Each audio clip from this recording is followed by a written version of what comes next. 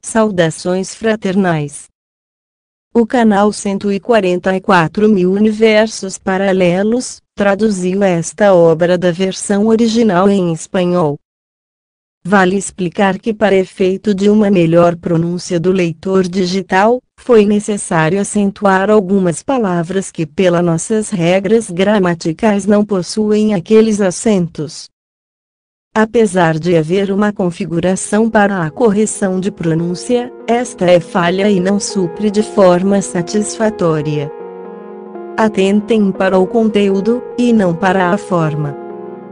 Outra coisa muito interessante é a biografia do escritor. Mário Rosso de Luna tem uma cultura invejável, mas na sua humilde natureza não quis deixar isso em evidência, tanto que ele foi chamado carinhosamente de ilustre desconhecido, tal a sua simplicidade. Mas quando ele escreve, aí a coisa muda de figura. Ele usa todos os recursos literários a seu alcance, com o intuito de dar a clareza necessária às preciosas informações por ele passadas. Segue abaixo, uma breve biografia de Mário Rosso de Luna. Mário Raimundo Antônio Rosso de Luna nasceu em 15 de março de 1872, na cidade de Logrosán, sudeste da província de Cárceres, localizada nas proximidades do complexo montanhoso Las Villuercas, pertencente à Cordilheira Montes de Toledo, na Espanha, numa família muito pobre. Foi filho único, educado por parentes, entre eles, os tios Mário e Manuel. O primeiro, poeta e músico, e o segundo, um astrônomo, que exerceu uma forte influência sobre o sobrinho. Mário Rosso de Luna dedicou boa parte de sua vida à astronomia, sendo protagonista de muitas descobertas, divulgando importantes estudos nessa área. Aos 18 anos se bacharelou em Ciências Jurídicas e Sociais. Em 1894, doutorou-se na mesma matéria e, em 1901, recebeu um novo diploma, desta vez na cadeira de Astronomia. Aos 21 anos já era famoso entre os astrônomos europeus, por ter descoberto, a olho nu, um cometa na constelação de Auriga, apesar de ter que disputar a descoberta com cientistas célebres. A paternidade, no entanto, foi reconhecida posteriormente, e o cometa passou a se chamar Cometa Rosso de Luna. Ainda jovem, decidiu viajar por cidades e países da Europa. Em Paris, onde residiu por algum tempo, lecionou em várias escolas e realizou muitas conferências públicas, incluindo um ciclo na Universidade de Sorbonne. Sentindo-se um pouco isolado, decidiu retornar à Espanha, onde passou a colaborar com vários jornais. Em 1910, já na maçonaria, através de convites enviados pelo presidente da Sociedade Teosófica da América do Sul, Frederico Fernandes, decidiu viajar para a América do Sul. Realizou diversas conferências na Argentina, Uruguai, Chile e Brasil. Ajudou a divulgar para o mundo que o território brasileiro, banhado pelo Cruzeiro do Sul, será o novo centro espiritual do planeta. No Brasil, também ficou muito amigo de Henrique José de Souza, 1883-1963, fundador da Sociedade Brasileira de Eubiose. Este professor o aclamou como o maior sábio do século XX. Mário Rosso de Luna, num determinado momento de sua vida, foi chamado de Mago Vermelho da Realização. Ele, apesar de ser advogado, astrônomo, jornalista, escritor e ocultista, no entanto, gostava de se definir apenas como um teósofo e um ateneísta. Participou do Ateneu Científico e Literário, instituição cultural privada que funcionava em Madrid. Também fundou e foi membro de várias instituições na Europa. A sua bibliografia soma dezenas de obras, sendo a mais famosa o livro que mata a morte. Em 1921, escreveu Simbologia Arcaica, comentários sobre os volumes da Doutrina Secreta, de Helena Petrovna Blavatsky. Foi professor da Universidade Sorbonne em Paris. Recebeu homenagens em muitas partes do mundo. Na Espanha, o seu nome aparece em várias ruas e estradas. Em Logrosán, ainda hoje funciona o Instituto de Estudos Mário Rosso de Luna. Este mestre passou para os outros planos em 8 de novembro de 1931, quando vivia na capital Madrid. Fonte Rosa Cruz e outros. Tradução: 144.000 universos paralelos. Capítulo 1. O outro mundo e a hipergeometria. Introdução deste capítulo. O mistério eterno. O nosso mundo é o único mundo. O tema da justificação da nossa alma atormentada. Existem outros homens, outras mentes e outros mundos no espaço infinito. Devir evolucionário, existências imateriais e a doutrina de Kant. Comunicações com Marte, para que? Sodoma bíblica e nossos dias tristes. Os justos modernos. A onda de Hertz, religiões, espiritismo e arte, como possíveis meios de comunicação com outros mundos. Uma página do Catecismo Oculto. A prisão de Platão e a Maia ou grande ilusão hindu. O véu de Ísis. Cosmos ou harmonia. A série dos universos, como a dos números, é indefinida. Fim da introdução deste capítulo. Com aquela fome insaciável, cantada por Goethe em seu titânico Épico do Esplendor, nos perguntamos centenas de vezes, diante do terrível problema da morte: nosso mundo é o único mundo?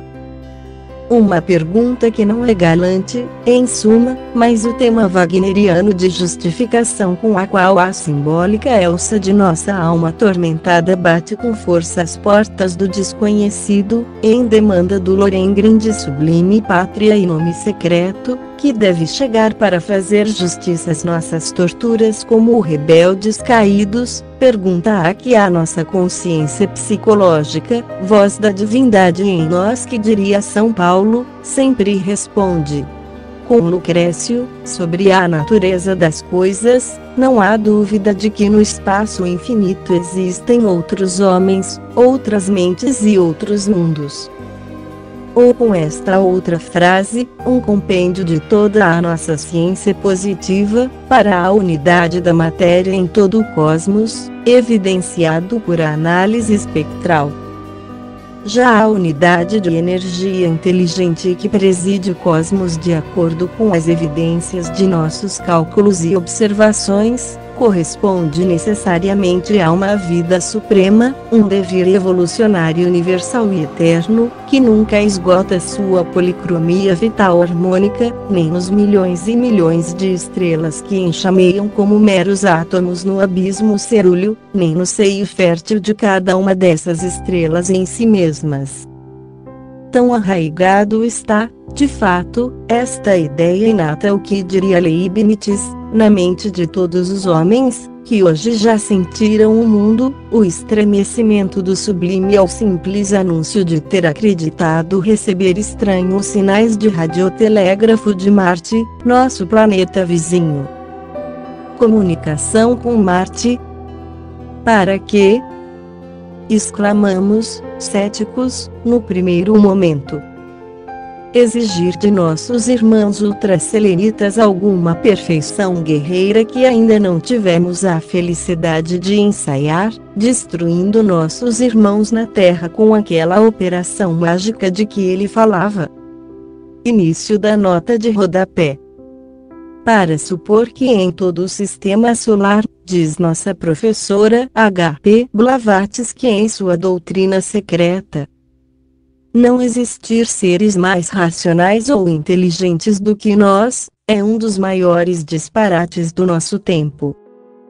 Tudo o que, no máximo, a ciência positiva tem o direito de afirmar é que não conhece nenhuma inteligência manifestada que viva em condições ambientais semelhantes às nossas, mas isso não significa que pode negar a possibilidade de que mundos existam dentro de outros mundos, em condições completamente diferentes daquelas que constituem a nossa natureza, nem que haja alguma comunicação limitada entre ele e os outros.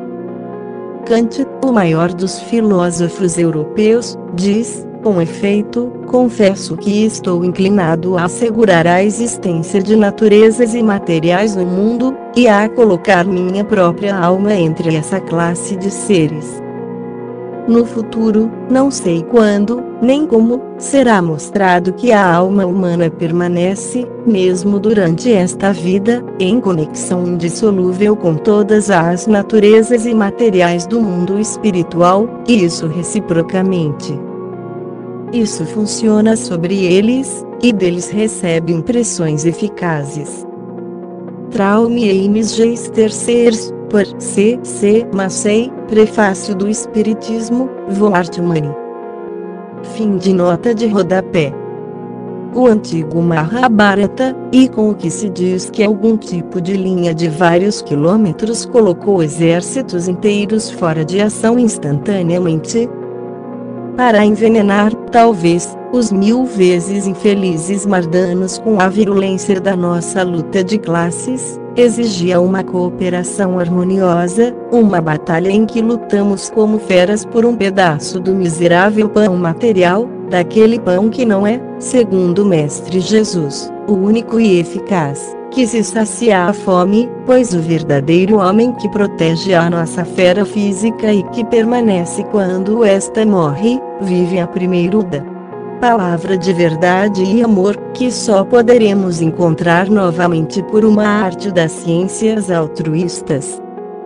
Ou queremos nos comunicar com os ditos habitantes do planeta avermelhado, para ver como um dia impor-lhes, por perfídia da violência ou violência da perfídia, primeiro nossos dogmas religiosos materialistas, trancados nos leitos de Procusto de tantas outras crenças que dão deificação e bem viver a seus médicos, depois nossas absurdas e falsificadas crônicas históricas de Heródoto a Eusébio, se o Epitáfio, e da pré-história até os dias atuais.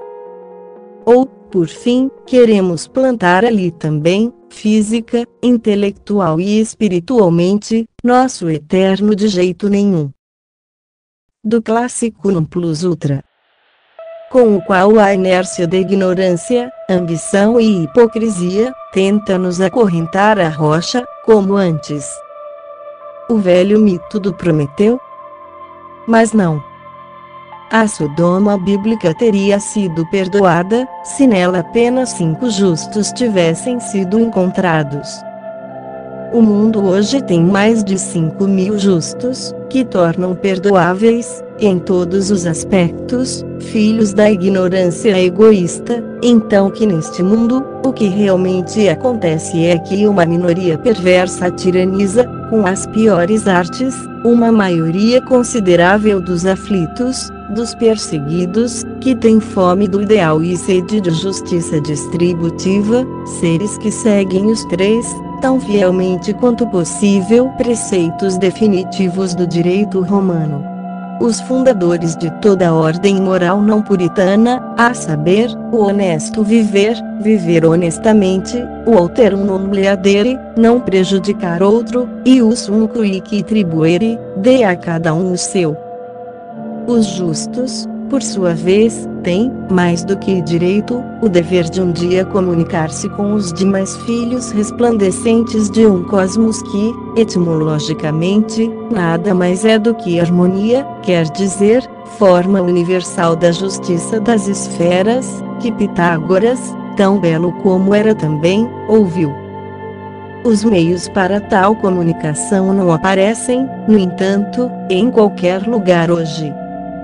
É verdade que os muitos tratados antigos e modernos citados por Flammarion já é clássico em pluralidade de mundos habitados, prodigiosamente intuíram e fantasiaram sobre seres de outras estrelas, e mesmo do próprio espaço interplanetário, e que pertencem ao nosso arquipélago solar, mais cedo ou mais tarde, e em vida ou na morte, eles terão que se comunicar conosco. Também é verdade que hoje temos um instrumento genuinamente físico, a onda Hertz, para o qual não há mais a impossibilidade teórica de alcançar arrojada e melhor que sua irmã, a luz, pelo menos, até planetas vizinhos, como a Lua, Marte, Vênus ou Júpiter. É verdade, por outro lado, que toda uma escola filosófica moderna, com raízes antigas no seio da história e o espiritismo, tentou mais de uma vez nos dar, como autênticas, comunicações com nossos amados mortos, habitantes, bem de outras estrelas do espaço, para o bem dos mundos n-dimensional, que eles são apenas tantas outras possibilidades do espaço abstrato incognoscível que, sob o disfarce da divindade única e efetiva, é encontrado em toda parte, por essência, presença e poder, depois que todas as aparências sensíveis foram filosoficamente abstraídas. Nota de rodapé. Quando os orientalistas lidaram com essa passagem da primeira epopeia do mundo, os ocidentais sorriram com compaixão. Hoje, depois dos chamados raios Mateu, eles não sorriem mais. Psicologia triste de nossos sábios. Nada é verdade até eles descobrirem isso. Fim da nota de rodapé.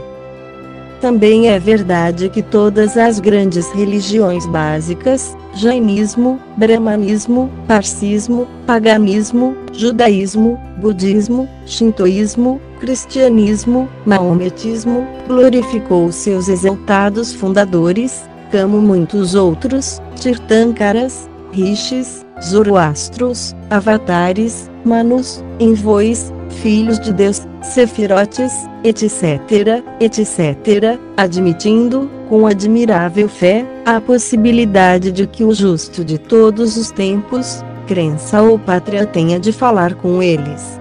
Orar através de yoga mística, êxtase, fé íntima e autoconsciência transcendente, diz Schopenhauer, agora voltando um por um, com seu amor místico. Os infinitos degraus de uma escada de Jacó, ou cadeia de milhões de devas, anjos, hierarquias celestiais, deuses, semideuses, rinas, heróis, etc., em números tão incalculáveis quanto das unidades matemáticas das diferentes ordens, rezar, por fim, pela mediação, já mais perto de nós, dos respectivos lamas, xamãs, mestres, sumos sacerdotes ou pontífices, isto é, de efetivos construtores de pontes místicas, entre este nosso vale ou mar de lágrimas e o ultramar vitae, da lenda clássica de Psique. Por último, é muito certo que todos os inspirados, os vates, os artistas, perceberam que suas próprias criações, reflexos do cosmos em si mesmos, como no verdadeiro microcosmo, vêm de dentro da lei de que nada pode ser feito do nada. Uma cadeia de mundos superiores, mundos cujas luzes, eles não podem projetar em suas mentes, mas tons, para preencher mais tarde, enquanto o Gabriel e Galán cantava sobre Cristo por Velázquez, de tons, em tons às suas telas. E esses seres inspiradores, prováveis habitantes de outros mundos, seres invisíveis, talvez sim, que habitam ao seu lado, são sentidos pela intuição artística, na unidade transcendente que se ligam a tudo em essência. Levanta a cabeça, ó Lanu, disse o mestre ao discípulo no Catecismo Oculto Oriental, comentado pela incompreendida H.P. Blavatsky. O que você vê acima de você, queimando no céu escuro da meia-noite? Eu percebo uma chama, ó Gurudeva, com inúmeras faíscas não separadas, que brilham em seu interior. Você diz bem, responde o guia, mas agora olhe ao seu redor e dentro de você. Você sente de alguma forma aquela luz que arde em você como algo diferente daquela que brilha em seus irmãos, outros seres? Não, eu não a vejo sendo diferente de forma alguma. Nem ela é realmente diferente, conclui o mestre. Prisioneiros os homens na escravidão kármica da prisão que se esculpiram em quedas de vidas anteriores, eles dizem, sua alma, minha alma, mas eles estão enganados, porque sua visão espiritual, atrofiada, os mantém hoje na ignorância ou avidya. Esta cadeia é também a de Platão, em sua República, prisão na qual jazemos como os prisioneiros eternos que, de costas para a luz, tomam como realidades as sombras que se projetam nas paredes de sua masmorra. Esta prisão platônica é o conceito genuíno do Maya oriental ou mundo de ilusões projetivas, como diria um geômetra, referindo-se aos problemas posteriores de já dimensões do espaço que vamos ocupar em breve. A professora H.P.B. assim chamaremos, seguindo a tradição, H.P. Blavatsky falou-nos assim da dita Maya ou projetiva, já intuída por Campo Amor em sua famosa dor, que começa, neste mundo traiçoeiro, nada é verdadeiro ou falso. Maya ou ilusão, de ilus, nada, lodo, caído, é, um efeito, um elemento que entra em todos os seres finitos, uma vez que todas as coisas que existem têm apenas uma realidade relativa e não absoluta, visto que a aparência que o número oculto assume no respectivo plano de cada observador depende do poder correspondente de cognição possuído por estes mais recentes. Para a visão ignorante do selvagem, qualquer pintura resulta em uma confusão incompreensível de linhas e manchas de cor, enquanto ali a visão já educada descobre o objeto que o artista tentou representar. A existência única, absoluta e oculta, isto é, a divindade, contém em si os números das realidades mais elevadas, ou melhor, de todas as realidades. Portanto, nada é permanente, mas ela, e cada existência é apenas um estágio do ser. Consequentemente, mesmo os dhyanis choanis siderais mais elevados ou anjos de outras teogonias não são, em certo grau, mas meras sombras de realidades ainda mais elevadas. No entanto, todas as coisas são relativamente reais, uma vez que o conhecedor também é uma sombra, um reflexo de algo superior a ele, e portanto, as coisas conhecidas são tão reais para ele quanto ele é para si mesmo. Por mais eficazes que nos pareçam as coisas antes de passar e depois de passarem pelo plano da nossa objetividade, ao se manifestarem neste plano já não são mais que um lampejo fugaz. Em qualquer estado em que nossa consciência opere, nós mesmos e as coisas pertencentes a esse estado são, no momento, nossas únicas realidades, mas, à medida que subimos na escala evolutiva, percebemos que durante nossa permanência nos planos já transcendidos, pelos quais acabamos de passar, não fizemos nada a não ser tomar erroneamente a realidade por sua sombra ou projeção, e que o progresso do ego para cima não consiste, portanto, mas em uma série de despertares progressivos, com a consequente ideia em cada um deles de que neles já tocamos a realidade definitiva.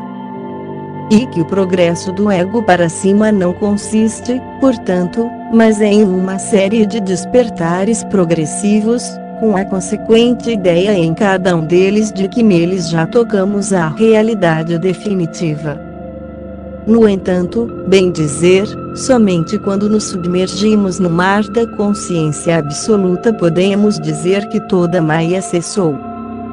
É claro que tal imersão não equivale, como se acredita no Ocidente, à perda da consciência individual ou à sua aniquilação, mas à obtenção da consciência plena universal em nossa consciência progressiva.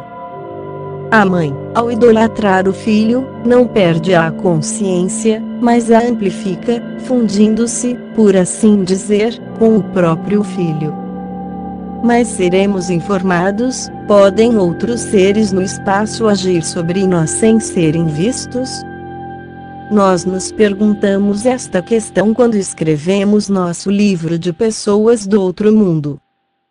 Este livro nada mais é do que o prólogo que agora apresentamos ao público, e que se propõe a sugerir, com demonstrações um tanto históricas, a existência de uma super-humanidade, uma humanidade planetária ou solar, não apenas terrestre como a nossa, e que independentemente seja análoga ou diferente das outras estrelas, vive ao nosso lado, sem normalmente poder percebê-la, graças ao ordinário, mas simbólico véu dizes, que o esconde de nós, embora dito véu seja rasgado com muito mais frequência do que se acredita, ora fisiologicamente pelo esforço combinado de uma ciência altruísta e uma virtude sincera, ora patologicamente por outros procedimentos tristes de magia ruim, alguns deles considerados moderno. Hoje, expandindo as ideias delineadas no referido livro, queremos dar um passo adiante, indagando quanto sobre tal particular pode ser inferido do estudo sereno e teosófico de nosso próprio mundo, no qual entramos pela porta do nascimento, e partimos pela porta da morte. Para isso, a mesma ciência da matemática nos fornece belos precedentes. Por um lado, no conceito abstrato de unidade e número, de outro, no espaço geométrico. Vemos, com efeito, que de tudo o que nos rodeia, testemunhado pelos sentidos, uma unidade abstrata pode ser feita filosoficamente, mas a série de unidades abstratas não é sempre indefinida. Mesmo as línguas clássicas nos permitem apreciar essa verdade gritante. Tudo o que vemos é a nossa forma unidade, nosso universo, mas este universo está invertido, que nada mais é do que o projetivo do incognoscível, segundo a estrita etimologia latina, não é em si absolutamente harmônico, pois é progressivo e de luta evolutiva. Para ser ele um verdadeiro cosmos, uma verdadeira harmonia, precisa integrar-se adequadamente com os outros universos, de acordo com o ensino oriental constante que cada universo atual supõe outro anterior, do qual derivou por evolução, e é, por sua vez, o precedente necessário, na harmonia eterna e inefável do cosmos, de outro universo futuro. Talvez ganhemos muito, então, em filosofia preservando a palavra latina universo para designar aquela unidade absoluta do que vemos ou podemos ver com os nossos sentidos, estrelas, homens e coisas, reservando-se tanto para o que não vemos como para a série indefinida de sucessivos universos passado, presente e futuro, a palavra grega e abstrata do cosmos, equivalente da suprema harmonia evolutiva. Ao fazê-lo, nos conformaríamos cada vez mais com o ensino matemático de que a série dos universos e dos seres, como a dos números, é indefinida. Indefinido no tempo e indefinido também no espaço absoluto. A concepção arquicientífica de dias e noites, idades e vidas de Brahma, isso para o leste não significa mais nada. O conceito geométrico de espaço, por sua vez, ensina-nos que o nosso próprio universo pode ser concebido, quer desde o ponto de vista euclidiano das três dimensões conhecidas e dos seres que as possuem, quer desde o aspecto de hiperespaços sucessivos, cada um, com seus próprios seres, hiperespaços dos quais o volume, a superfície, a linha e o ponto são meras concepções projetivas. Mas não vamos estudar aqui o problema muito difícil das ligações das dimensões do espaço, não menos importante para saber se realmente existem tais dimensões, ou são, como diz a professora HPB, meras formas de apreciar a realidade adimensional que nos rodeia e que cada vez mais nos revela, como tantas outras dimensões novas, pois pela evolução, adquirimos mais e mais faculdades e sentidos. Embora esta seja uma parte integrante, por isso mesmo de nosso possível outro mundo, nosso incentivo para lembrar desses problemas não é analisá-los agora, mas citá-los como um valioso precedente analógico. Nota de rodapé, sobre as dimensões do espaço diz HPB, cada uma das 7 rondas ou ciclos de vida de nosso globo, desenvolve uma dimensão do espaço. Mas a frase dimensões do espaço não deve ser usada, mas em um sentido figurado. É um absurdo acreditar que o espaço pode ser medido em qualquer sentido. Mais completa é a frase dimensões da matéria no espaço, porque, como diz Bain, Lógica, parte 11, página 389, conceder realidade às abstrações é o erro do realismo.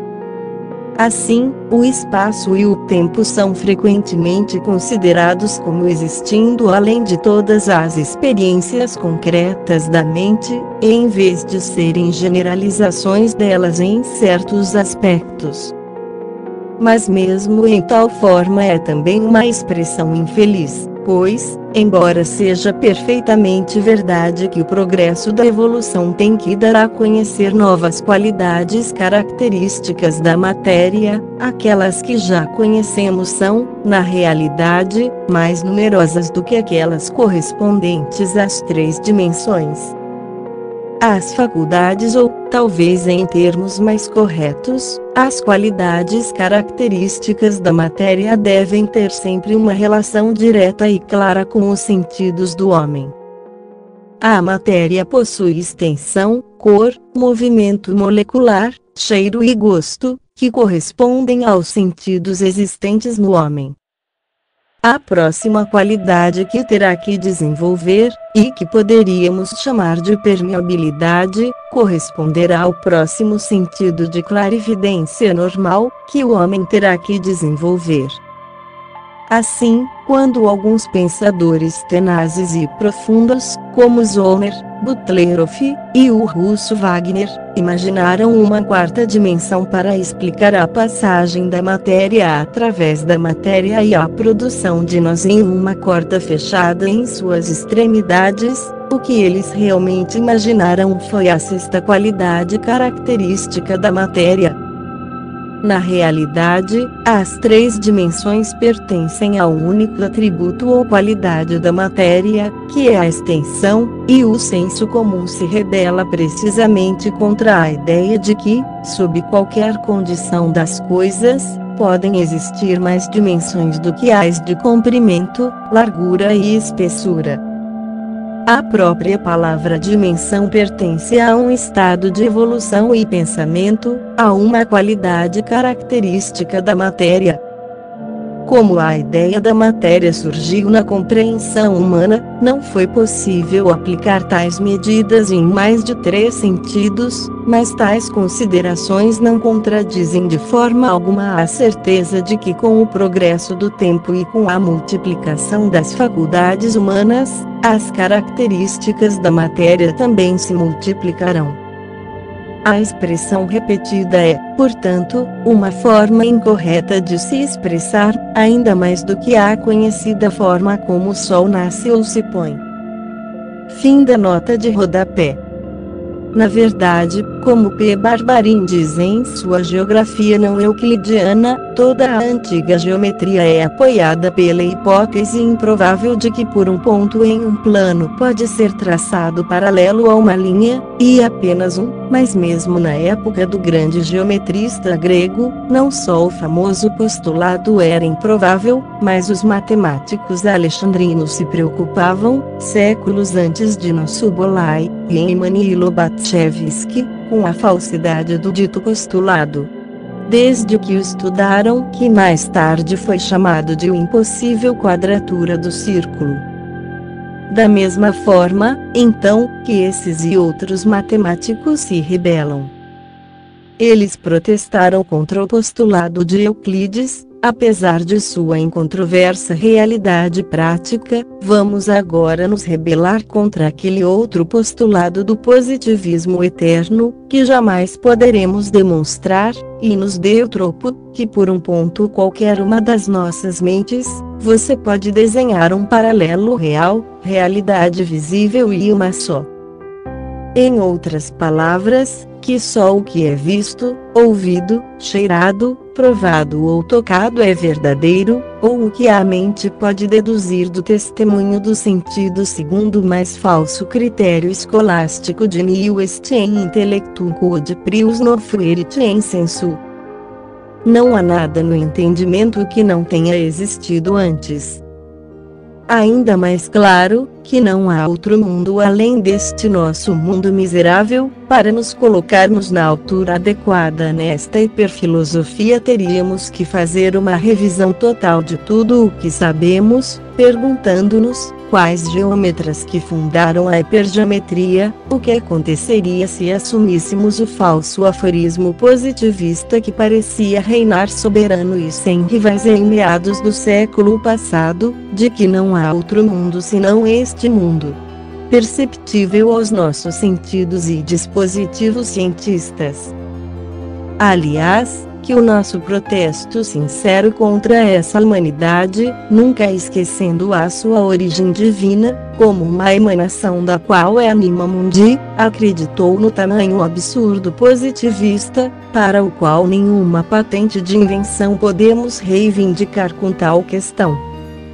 O que é que todas as religiões esotéricas falaram de outros mundos post-mortem e de outros seres infra-humanos e invisíveis, envolvendo-os no manto do mistério, mas não devemos esquecer que a etimologia de a palavra mistério é o segredo, e também de germe, isto é, de algo que não deve ser revelado ao profano, ou vulgar, como o botão da árvore em que as folhas, flores e frutos do ano novo são valorizadas. Não deve e não pode abrir, durante o frio mortal do inverno, até que o hálito quente da nova primavera o vitalize. Já atingiu o tempo desta almejada primavera humana, o tempo das possibilidades secretas guardadas em sementes fechadas pelas religiões sob a tala de uma fé cega, que não permite à análise da razão pura emergir com robustez, sem que respire a crítica ímpia desses novos porcos de Epicuro, isto é, dos pensadores que, negando novas possibilidades, se apegam à fé euclidiana de que seu mundo de experimentação é o único mundo. Sem dúvida, essa hora já soou, e este livro será a prova disso. Hoje, de fato, poucos professam com plena sinceridade religiões positivas, reduzidas a uma série de cerimônias rotineiras, cujo profundo significado regenerativo se perdeu. Como se nossa consciência ainda não tivesse emergido das profundezas da Idade Média, ela continua apegada aos dogmas de que, pelo mero fato de ser dogmas, o crente não pode reivindicar o menor indício de explicação a respeito deles, permanecendo, portanto, em um estado de dualismo psicológico cruel, incapaz de conciliar tais dogmas com as ciências positivas, que parecem ensinar-lhe precisamente o contrário. Se os sentidos, a observação e a experiência são as únicas fontes sérias de todo conhecimento científico, isto é, de todo conhecimento, dificilmente se pode admitir dogmas baseados no mistério, sempre inexplicável e inexplicável, e se tais dogmas forem admitidos, a mente fica em um estado de indecisão, de dúvida, que nem mesmo o próprio Draper, com seus conflitos entre religião e ciência, será capaz de resolver. Onde colocar um Deus que não pode ser visto com um microscópio ou um telescópio, e que, segundo Laplace, constitui uma hipótese desnecessária para explicar a formação dos mundos? Onde também colocar a alma humana, que nunca foi revelada sob o bisturi do anatômico, nem na placa do histologista? Com que direito, em suma, se pode continuar a falar de todas as coisas relacionadas com outra vida, com outros seres angélicos ou demoníacos, com recompensas e castigos do além-túmulo, quando depois do túmulo não há mais vida após a morte e ptomaínas? Imaginem por um momento, leitores, o que eu digo, imaginem. Vejam o caso tão óbvio de tantos homens da ciência, astrônomos, médicos, etc., que ainda afirmam preservar a fé dos mais velhos. Será que eles, de fato, a preservam, preservados, talvez, pelo simples fato de terem a ilusão de que têm, quando, de fato, como na cena familiar de Rigoletto, têm suas mentes divididas por Gala em duas, abrigando na metade os conceitos positivistas de sua ciência, todas positivas manifestações, e reservando a outra, como um santuário vazio, para algumas realidades de sua crença religiosa, que, se você parar para analisar, são apenas ilusões reconhecidas aos olhos de sua própria crença científica. Com isso não é necessário dizer que, incapazes por si próprios de resolver a terrível antinomia, não acreditam realmente em sua fé, nem acreditam plenamente em sua consciência, e querendo viver duas vidas de forma tão contraditória, eles realmente não vivem nenhuma e caem na grosseria do positivismo. E o que acontece com aquelas outras mentalidades, mais lógicas e corajosas, sem dúvida, que, conscientes de tal contradição, puxam para baixo a linha de menor resistência e suprimem de um golpe a caixa transcendente de toda a fé restante? Já é o caso da maioria com a ciência pura, demonstrável e positiva de todas as positividades. Pois bem, são ainda piores, pois abrem a seus pés um verdadeiro abismo ideológico entre o pouco que a ciência sabe e o infinito que a ciência almeja e até precisa, mas ainda ignora. Além disso, ao fazê-lo, põe-se, sem se dar conta, em terrível contradição com a história, que, como mestre da vida, diria Cícero, nos ensina que nenhum povo jamais foi capaz de viver sem ideias transcendentes ou religiosas, porque mesmo no caso de serem corrompidos, as superstições mais absurdas o sucederam, pois a moeda falsa segue de perto a legítima. Lógico, dentro do seu absurdo, então, o positivismo do século passado ao negar juntos a história, a imaginação e todos os povos ancestrais, povos de certo modo selvagens, se comparados à nossa espantosa cultura dos caminhos de ferro, dos navios a vapor, telégrafos, telefones, aviões e radiotelégrafos, povos incultos que lançaram as bases desta nossa civilização ingrata e que, com as ciências ainda hoje ignoradas, eles criaram monumentos de pedra, de legislação e de beleza, muito acima dos nossos. gente selvagem, que nunca alcançou o abismo da injustiça social de nosso tempo, e que não teve uma vaidade tão absurda quanto a nossa. E como não pagamos caro por tais erros e vaidades da fé religiosa sem ciência e ciência sem psicologia? O mundo inteiro, em nome, aliás, de uma cultura absurda, a cultura teratológica de uma de nossas múltiplas faculdades. Ele acabou de sangrar até a morte em uma guerra maior e pior do que todas as anteriores, deixando para trás um sentimento de nojo.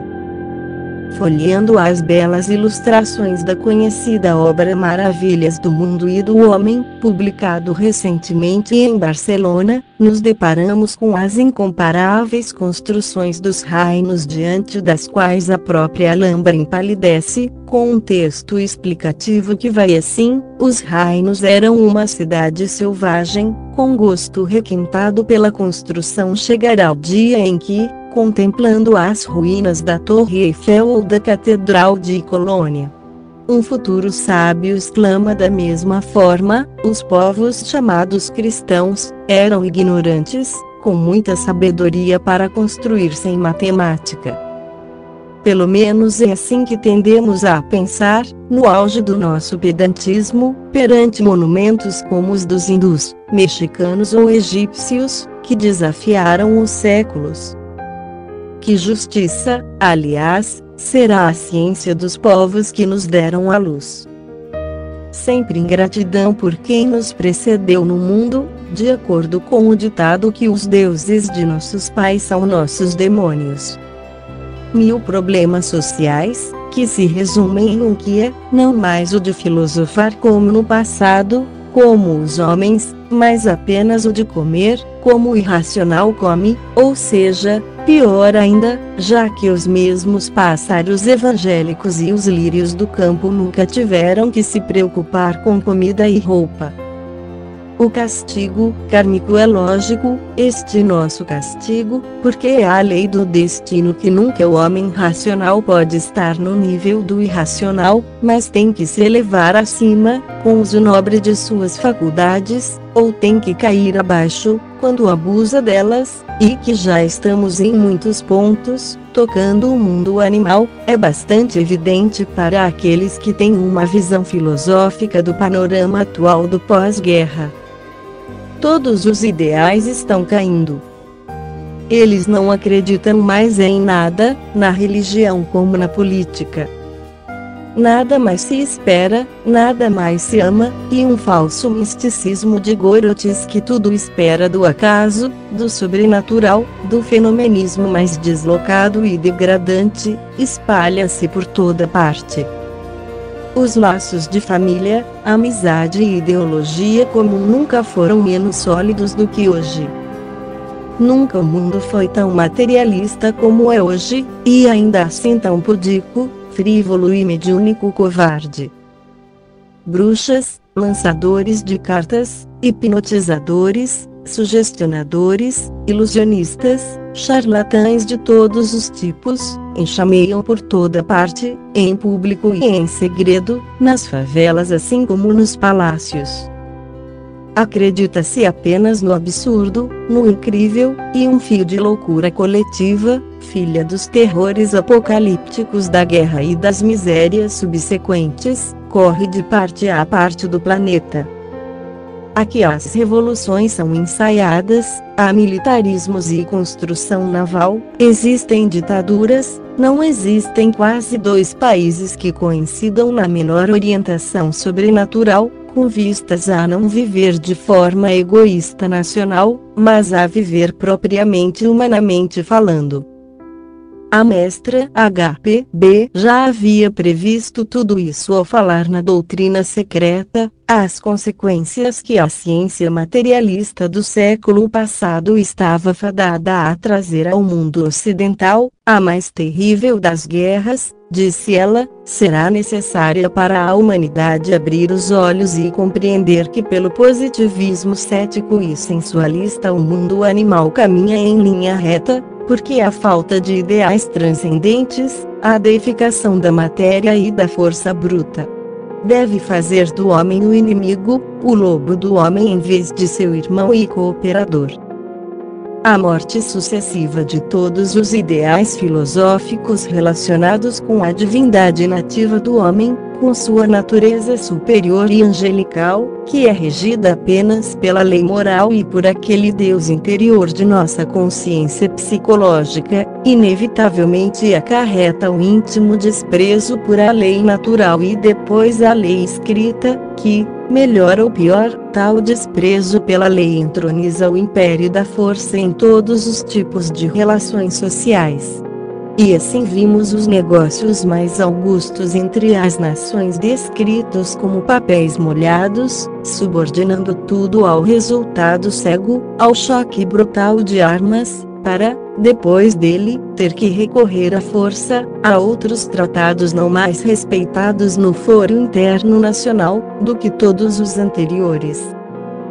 E a luta integral de povo a povo foi seguida por outra luta de classes mais ardilosa, na qual a chamada classe média, que é segundo HPB a depositária das maiores virtudes por não ter os fardos da classe popular ou operária nem mesmo as sugestões maldosas das chamadas classes superiores, que abundam em riqueza, estão à beira de desaparecer, difamadas, oprimidas e ridicularizadas.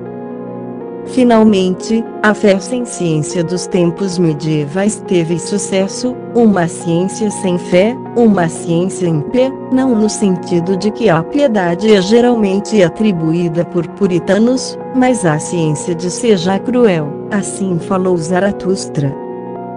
Do ímpio Nietzsche, a ciência que não se preocupa orgulhosamente com o propósito de toda ciência, que é a virtude e o bem, aplicados aos seres humanos. De uma forma muito diferente, a administração do tesouro científico se processava na antiguidade, cuja concessão ou outorga sempre era feita de forma iniciatória, isto é, anteriores aprendizagens longas e dolorosas da virtude, isto é, após uma série de duras provas iniciais, apela a revelar sobretudo o valor moral dos candidatos para assegurar desde o primeiro momento o adequado que fariam depois dos segredos científicos que lhes foram confiados, para que deixassem de estar nas suas mãos armas de dois gumes. O abuso técnico ou profissional era, portanto, menos do que impossível, e o conhecimento que hoje constitui os múltiplos ramos das chamadas carreiras não poderia se tornar, para seus destinatários, um verdadeiro comércio ou patentes sociais privadas de muitos, como estão hoje em dia. Não sobrecarreguemos mais a pintura e formulemos concretamente o terrível dilema em que se apoia todo o ensino teosófico, é saber, que a religião ou não é nada ou a ciência, e que a ciência por si só é estéril se não a alimenta e protege de um sentimento altamente transcendente, nascido da consideração de que há algo acima de nosso pobre saber e de nosso mundo miserável. Mas o que é isso? Algo que, não sendo deste mundo sensível, das três dimensões, é de outro mundo superior, que não podemos, em nosso atual estado de evolução, nem ver, nem ouvir, nem tocar, mundo de causas que só podemos apreciar graças a essa projeção de efeitos que constituem precisamente o nosso mundo. Existe algo mais lógico, por outro lado, do que a existência feito de um projetivo real, na correspondência estrita com o ponto, linha, superfície, volume e hipervolume matemáticos projetivos acima? Não em vão, foi dito pela escola pitagórica que a palavra geometriza, e que para entrar no mistério do templo é necessário conhecer a geometria, não a geometria propriamente dita, mas a geometria do símbolo, metageometria ou metafísica. Quais realidades de vida e movimento não podem ser traçadas, de fato, ao longo de uma linha, sem alterar o mínimo a sua projeção, que é o ponto. Quantas figuras não podem ser traçadas no campo de uma superfície sem que afetem a projeção de toda a superfície sobre a linha, e quais criações não podem ser feitas na esfera de um volume sem que alterem a superfície em que tal volume é projetado inteiramente. Um ser surdo que, pela obra do solista de piano, não pôde apreciar senão a rápida subida e descida das teclas, definiria o concerto musical com algo como a passagem de um vento impetuoso por elas, fazendo-as afundar e subir à medida que se dobram e elevar as copas das árvores sob o furacão. E ainda, ao definir tal concerto desta forma, eu apenas diria a verdade, na medida em que a seu jeito, teria visto, de fato, o espírito impulsor das mãos do pianista, passando sobre as teclas, como o Criador sobre as águas do Gênesis, que não em vão, todas as línguas clássicas falam do espírito, como equivalente a soprar do vento, nos, anemon, ruach, spiritus, respiração, zéfiro. Isso é tão verdade que todos os sólidos geométricos poderiam ser conhecidos, por função dos seres da segunda dimensão. Em alto grau, esse ser seria uma tolice ao fingir apreciar a sublime sonata executada pelo pianista, e da qual ele só poderia ter apreciado, em sua triste surdez, a serial ou simultânea, ou seja, o subir e descer geométricas das teclas, que, por outro lado, se tivesse as faculdades adequadas, poderia também apreciar geometricamente na fita perfurada desses outros pianos mecânicos que a inteligência de outro homem arrancou da partitura que o gênio transferira simbolicamente para o bastão. Todos nós hoje compensamos nossas deficiências como pianistas com as chamadas pianolas, podemos observar, de fato, e por uma verdadeira transposição dos sentidos, que as harmonias musicais da partitura tocada também contêm harmonias visuais desconhecidas, uma geometria verdadeira e ostensiva até então despercebida por todos, embora intuída pelo próprio gênio que os criou. Assim, na fita de piano que nos permite ouvir um quarteto de Beethoven, por exemplo, podemos apreciar com os nossos olhos séries, guirlandas de notas descendentes pontuadas do violoncelo, correspondendo a outras notas ascendentes do primeiro violino, enquanto as do segundo violino e da viola permanecem centradas e estacionárias atuando como um equilíbrio entre os outros. Podemos ver os motivos que começam em um desses quatro instrumentos, sobem ou descem sucessivamente pelos outros três, à maneira de cobras que desdobram seus anéis ao longo da banda. Podemos também verificar graficamente o choque e a intersecção de alguns motivos, com outros que exigem uma síntese superior que normalmente é alcançada, fita para frente, em medidas subsequentes de formidável uníssono em que as notas, longas ou curtas, dos quatro instrumentos, guardam entre si um mais perfeito paralelismo geométrico, que os dota de um vigor desconhecido e triunfante. Podemos, por fim, perceber plenamente que a harmonia sonora das notas que com o respectivo timbre instrumental constituem o charme inefável do quarteto, é acompanhada de perto por uma harmonia visual que só foi evidenciada quando dos melhoramentos mecânicos conseguiram viabilizar essa transposição do sentido musical, transposição que, aliás, é em si uma preciosa vantagem destes instrumentos, um título de honra a favor da sua adoção moderna em todas as casas, centros e salões, como meio insubstituível. Pela leitura profana daquelas partituras, algo como a leitura da peça longe do próprio teatro em que foi representado. Nota de rodapé. de tempo e projetiva. Assim, um círculo que é mostrado em seu plano passando a uma velocidade uniforme do ponto para um determinado tamanho, ou vice-versa, nos permitiria imaginarmos o cone projetado, com sua base, sua altura e sua superfície lateral em função da velocidade com que o círculo projeção teria passado de seu ponto máximo para seu ponto mínimo ou vice-versa, dependendo se foi projetado de sua base ou da cúspide.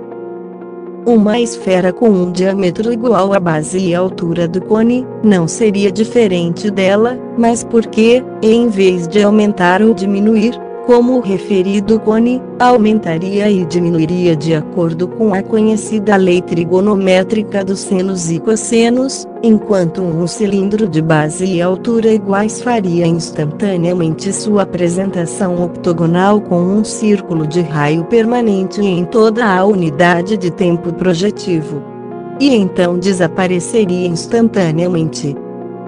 O exemplo anterior não é nada trivial, pois se for generalizado, notaremos que ambas as imaginações, como o tempo, eles essencialmente entram na transição de uma dimensão para a próxima, mais elevada, servindo de forma a compensar nossas deficiências sensíveis. Observe bem, então, os desafortunados pensadores que tanto zombaram da imaginação criativa, confundindo-a com a fantasia, que é seu polo negativo. Sem essa faculdade difamada, nem espiritualmente, nem intelectualmente, nem fisicamente, eles serão capazes de voltar do plano mais baixo em que habitam. Castigo kármico é o de necessitar para o seu próprio trabalho dessa mesma faculdade, que caluniadas pelos céticos, por se considerarem superiores aos poetas ou intuitivos. Essas considerações, aliás, constituem a justificativa completa de dispositivos mecânicos de música, em oposição a tocar manualmente e pessoal, de partituras musicais. É verdade que esta última representação é muito superior do ponto de vista artístico e de cor, matiz e timbre, à leitura imperfeita que dela fazemos na pianola, pois a representação cênica da obra teatral é muito superior à leitura do mesmo que fazemos dela em nosso gabinete. Fim da nota de rodapé. Tudo isso está na fita pianolística, uma geometria realmente realizada, mas antes e fora dela, é uma geometria invisível, ou a ser realizada e evidenciada, uma verdadeira hipergeometria. Mas o que é a hipergeometria em si mesma e que relação essencial ela pode ter com a suposição da existência ou não de outro mundo?